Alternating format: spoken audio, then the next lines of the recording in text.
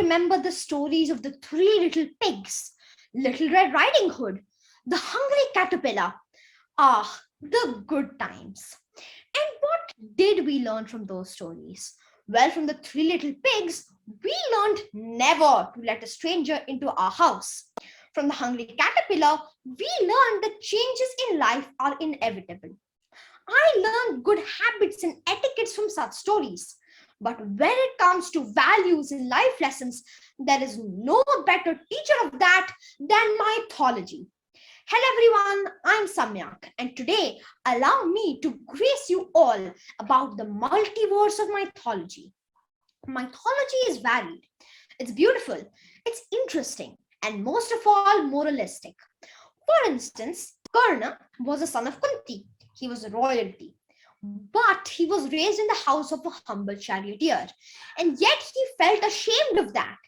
And this is one of the reasons why he fought in the Mahabharata against the Pandavas in the first place. Krishna, on the other hand, was also royalty, yet he felt proud to be a cowherder. And again, it is a mere play of attitude. He never cared about what others thought about him. And this is a way through which mythology teaches us to be happy with what we have. And mythology is beneficial in more ways than one. It's closely interrelated with culture. It shows us the difference between good and evil, like in the Titanomachy. It ignites one's imagination and promotes them to be more curious. And it shows us that men and women are equals. And this is not only true for Indian mythology, it's quite the same with the others too. Greek, Roman, Norse, and Indian mythology are very closely related. So let's dive into a bit of history first. All humans originated from the Fertile Crescent in Middle Asia.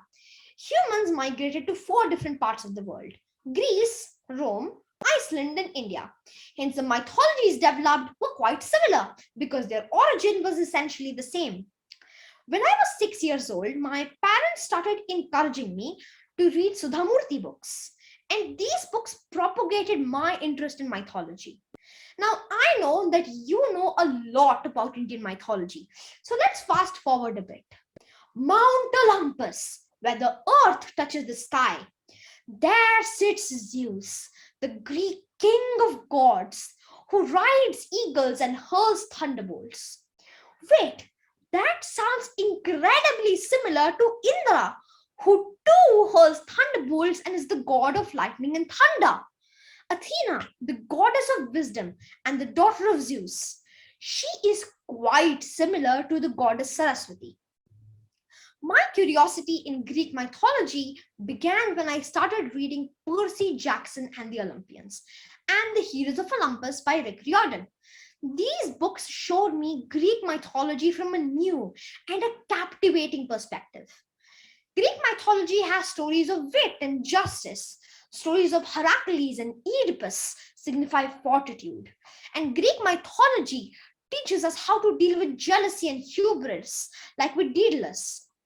Many modern day books and movies and games are based on Greek mythology, like Helen of Troy and Clash of Titans. Quite intriguing, isn't it? The wonderful similarity, yet a lot of difference. Sorry, Olympians, but I need to give Rome some room. Rome, the land of the gladiators and one of the first democracies in the world. Mars, the Roman god of war, is quite similar to Kartikeya, the son of Lord Shiva. Both wield divine spears capable of mass destruction. Uranus, which you might have heard of, is one of the first gods on earth and the All-Father. He is just like Brahma. And Roman mythology is quite significant for a lot of English words. And these words originated from Latin, the language of the Romans. Many planets are named after Roman gods like Mars, Jupiter, Uranus, etc. Many books and movies and games again are based on Roman mythology, like Black Orpheus and Son of Neptune. Yggdrasil, the world tree. It connects all the 9 realms. Now, Norse mythology, as you might know, has 2 sects, Aesir, the war gods, and Vanir, the nature gods. Odin, the Norse All-Father, is the ruler of Asgard, the land of the Aesir. He is just like Lord Brahma. The difference is that he drank from the well of knowledge in exchange for an eye and became omniscient. Now, let's talk a bit about his son, who I think you might know.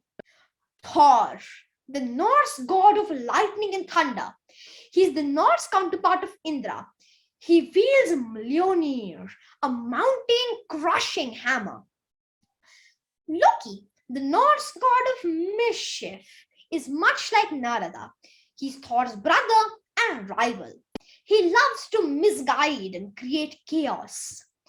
Thor, Odin, and Loki are a huge part of the MCU or the Marvel Cinematic Universe. When I saw MCU movies of Thor, they persuaded me to study Norse mythology as well. And this is not only me. Every geek in the world got interested in Norse mythology after this. And it teaches us that wisdom requires effort and power goes to those who are worthy. It reminds me of what Thor said to Malekith. I'd rather be a good man than a great king. And this is exactly what we expect from a god. Many pieces of literature are based on all sorts of mythology, like Julius Caesar by Shakespeare was based on Roman mythology and history. The magic of mythology lies in the fact that it teaches us history and culture and their effect on the modern world. Many festivals originated from mythology, like Diwali or Holi or Dashehra. In a nutshell, if mythology is inculcated in an early age, it will give children and adults alike inner joy and higher order thinking skills.